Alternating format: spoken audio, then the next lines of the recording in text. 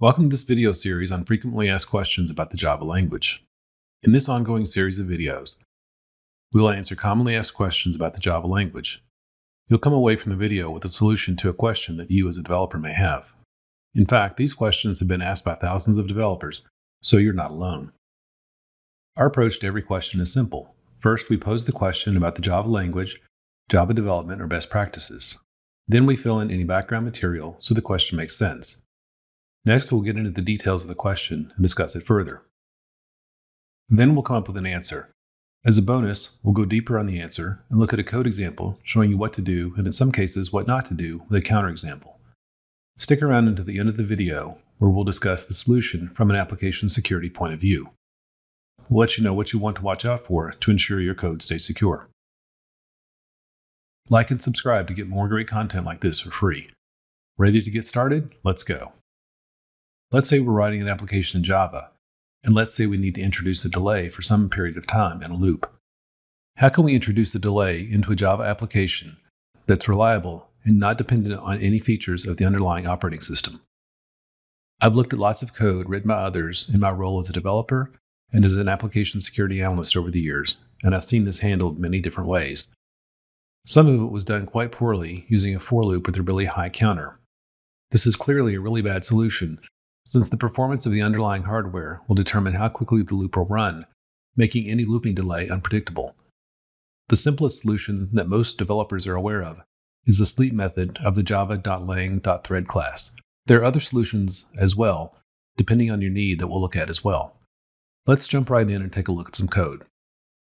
We'll be using the IntelliJ IDEA IDE running in a Windows 10 environment. I've already created our project, so let's go ahead and create a class called JavaDelay00, and let's look at our first solution. Let's use the PSVM shortcut from IntelliJ to create our main method. And let's add a while loop, setting the termination condition to true, meaning that we're creating an infinite loop. We'll add a printf statement that will print out just a period so that we know something is happening in our code. And let's add a call to the sleep method of the thread class. We'll pass in an argument of 3000, meaning we'll sleep for 3000 milliseconds, or about 3 seconds. There's an overloaded version of the sleep method that will sleep for a specified number of nanoseconds as well. Just keep in mind, sleep times are not guaranteed to be precise and rely on the facilities provided by the underlying operating system. The sleep method will cause the current thread to suspend execution for a specified period. However, the sleep can be terminated by interrupts. Back in the code, we wrap our call to sleep with the try-catch block. Sleep will throw an interrupted exception should any thread interrupt the current thread while sleep is active. Here we'll introduce an empty catch block should an interrupted exception occur. Although code like this is quite common, it's not recommended unless the application does not define another thread that may interrupt the current thread of execution. And even then, it's a poor practice and should be avoided. The recommended approach is to call thread.currentThread.interrupt inside the catch block. While this is the correct way to handle the situation, it's rarely seen in actual code. The reason the current thread needs to be interrupted is, when the exception is thrown, the interrupted flag is cleared. So should there be nested calls to threads, perhaps inside nested loops, it will cause problems in the outer threads, and they may not shut down properly. We'll save a deeper discussion on concurrency for a future video. So back in our code, what's the verdict on this? While often seen and used, it's not correct. Though for simple applications where concurrency is not a concern, it's probably fine. That said, unhandled exceptions and empty catch blocks are a bad practice in general when it comes to good coding and especially secure coding.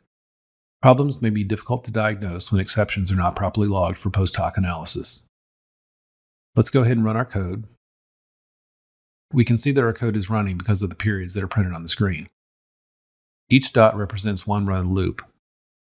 I didn't add a statement after the catch block, but the code will continue to run in the infinite loop until we terminate it. To kill the process, we'll click the stop button, which sends the process to Control-C. This will terminate the process and return an exit code of 130. Let's say that we want to be able to stop our code more cleanly. Next, we'll look at how we might introduce a termination condition into our infinite loop.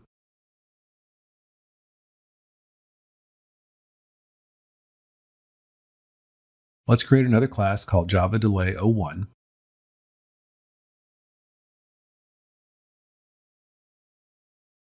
In the main method that we create with the PSVM shortcut, we'll use a lambda expression to create a runnable called SomeTask.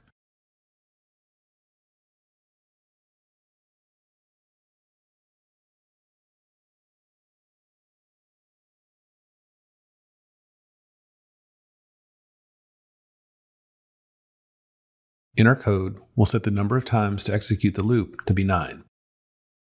We'll set a counter equal to 0. Our code here will look very similar to the previous code. Once again, we'll use an infinite loop with true as our termination condition. Instead of printing a period for each run, we'll print a message that includes the value of the counter.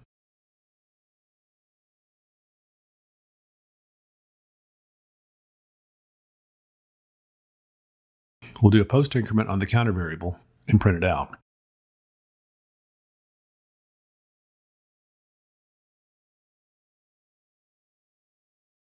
Next, let's add our sleep call for 3000 milliseconds and surround it with our try-catch block.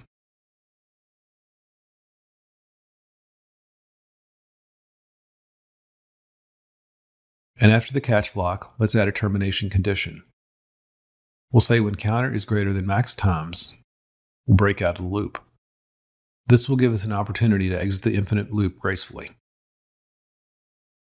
After our code block, let's create a new thread and pass our runnable SomeTask as an argument and invoke the start method.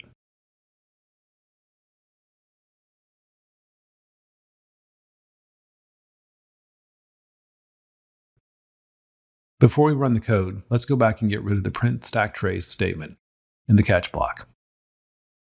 We'll replace it with the call we saw earlier to properly interrupt the thread should an interrupted exception occur. And let's run that code. When we do, we see the loop runs, our message, including the value of the counter, is displayed,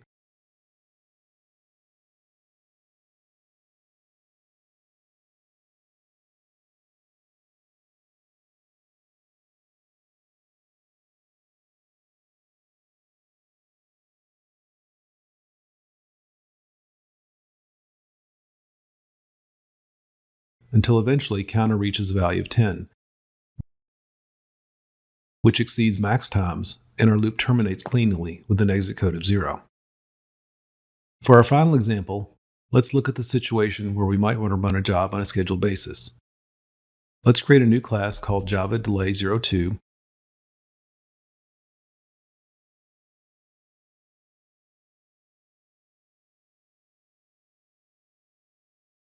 Create an empty main method for the moment.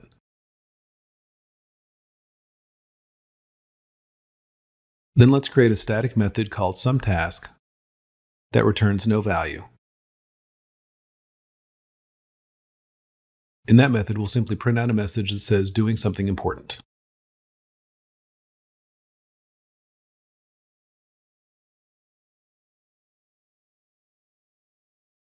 Back in our main method, we'll create an object called ExecutorService using the call to the new single thread executor factory method of the executors class.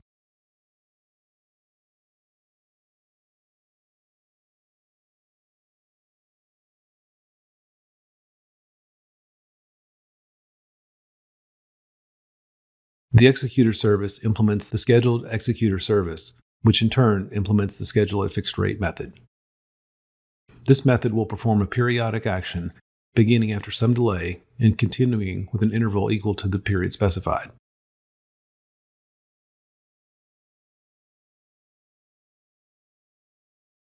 In our code, we'll invoke the SomeTask method after waiting 5 seconds and thereafter every 3 seconds.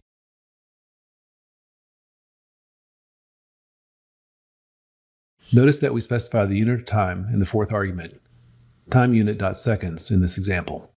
And much like in our first example, when we execute the code, it will run in effectively an infinite loop every 3 seconds after the initial 5-second delay. This is one more way to accomplish the same thing in a more elegant manner without the need to fuss with exception handling.